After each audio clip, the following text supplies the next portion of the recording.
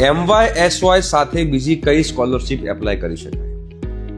આ એક સૌથી મોટો ક્વેશ્ચન જે આપણા ગુજરાતના વિદ્યાર્થીઓ માટે હોય છે, બીકોઝ MYSY બહુ મોટી સ્કોલરશિપ છે અને MYSYમાં આપણા ગુજરાતના વિદ્યાર્થીઓને જબરજસ્ત બેનિફિટ મળતો હોય છે. તો હું અહીંયા એક સ્કોલરશિપનું નામ આપીશ જે તમે MYSY સાથે એપ્લાય કરી શકો છો.